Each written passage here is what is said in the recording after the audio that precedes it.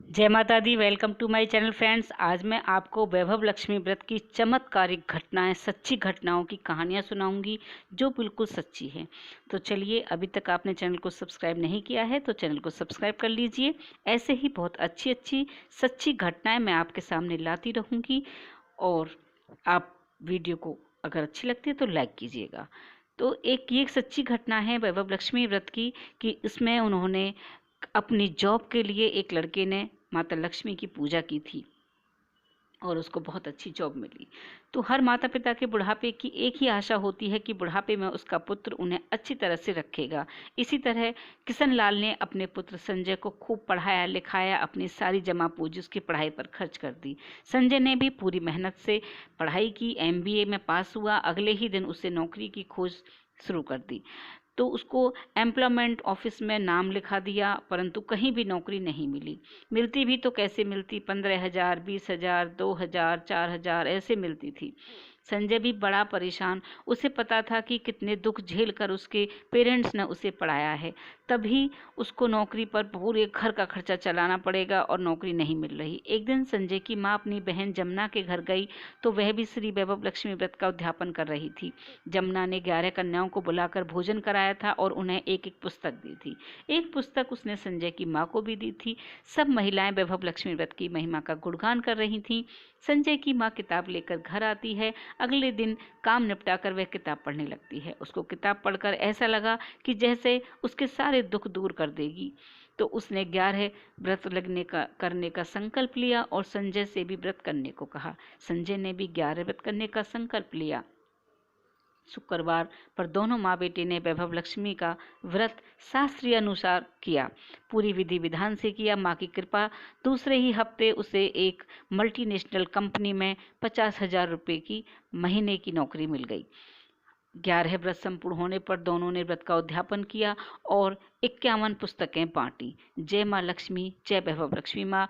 जैसे आपने संजय की जॉब दिलाई और संजय की मनोकामना पूरी की, ऐसे ही सबकी करना। अब मैं आपको सुनाती हूँ चमत्कारिक घटना नंबर 2। ये भी बिल्कुल सच्ची घटना है और माँ वैभव लक्ष्मी की कृपा से। जैसे उद्यापन में कहीं जाते हैं, पुस्तक मिलती है तो उस पुस्तक को रख लेना चाहिए, पता नहीं कब कौन सी मनोकामना के लिए व्रत करना पड़े। तो मैं आपको सुनाती हूँ कि पुराने रोग से मुक्ति मिली। अनिल जो था एक बहुत बड़ी कंपनी में मैनेजर था। बाप दादा की पुरानी संपत्ति भी खूब थी, नौकरी में भी बहुत अच्छे रुपए मिलते थे। 2 पुत्र 1 पुत्री जिनकी शादी कर चुके थे, अपनी जिंदगी आराम से बिता रहे थे। दुख दर्द को वो जानते तक नहीं थे, परंतु समय का क्या भरोसा, वह अपनी चाल चलता ही रहता है। एक दिन अनिल को बुखार हुआ। उसने सोचा 2-4 दिन के ठीक हो जाएंगे। डॉक्टर से दवाई ली, लेकिन घर पर आराम करने को कहा, आराम नहीं मिला। परंतु वह बुखार था कि उतरता ही नहीं था। 1 महीना हो गया। डॉक्टरों ने टाइफाइड, निमोनिया, मलेरिया सभी टेस्ट कराए, सभी की दवाई दी, लेकिन कोई असर नहीं हुआ। अनिल बाबू भी बहुत ही सूख कर कांटा हो गए। फिर डॉक्टरों ने उनका खून जांच करवाया तो पता चला उन्हें डेंगू बुखार है, परंतु अब बहुत देर हो चुकी थी। डॉक्टरों ने दवाई दी, परंतु दवाई से कुछ नहीं हुआ। हॉस्पिटल गए, इलाज कराया, ठीक हो गए, घर आ गए। फिर वो बीमार रहने लगे, ठीक ही नहीं हुए थे। तब उनको फिर टेस्ट कराया तो पता चला कि उनको कोरोना हो गया है। अब कोरोना की बीमारी से सबको डर लगता है। फिर वो हॉस्पिटल गए।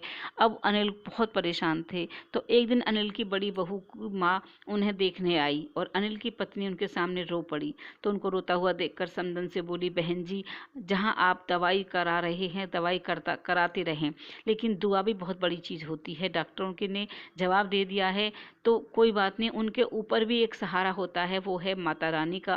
बहन जी, आप वैभव लक्ष्मी के व्रत करके देखिए, माँ सब ठीक कर देगी। उन्होंने संकल्प लिया और माँ वैभव लक्ष्मी के व्रत का, कि मैं माँ वैभव लक्ष्मी माता का व्रत करूंगी और पुस्तकें बांटूंगी, अध्यापन करूंगी।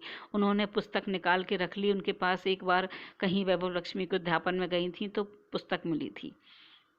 उन्होंने वो किताब अलमारी से निकाली, संकल्प लिया और सोते जागते उठते बैठते बस जय माँ लक्ष्मी का रटन करने लगी। धीरे धीरे अनिल ठीक होने लगे। शुक्रवार आया। अनिल की पत्नी ने वैभव लक्ष्मी माता का व्रत रखा, पूजा की और बस वो रोज वैभव लक्ष्मी माता के 8 स्वरूपों के दर्शन करती, मंत्र पढ़ती, स्तुति करती और जय माँ लक्ष्मी बोलती रहती। 2 शुक्रवार बीत चुके थे और वो हॉस्पिटल से ठीक होकर घर आ गए थे।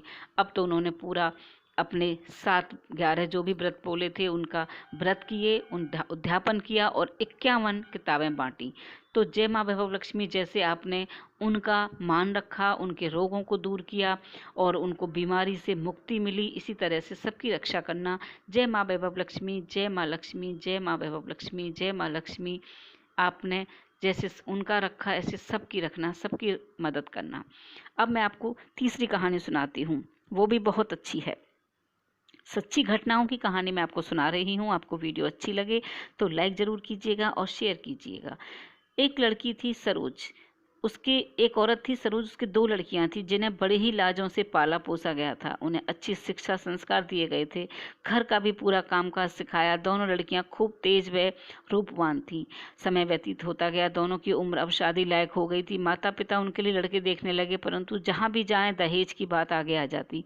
एक दिन सरोज की बड़ी लड़की सुरभि अपनी मौसी की लड़की अर्पणा के जन्मदिन में गई थी। वह वहाँ माँ वैभव लक्ष्मी व्रत की महिमा का गुणगान आपस में बातचीत चल रही थी तो सुनने लगी।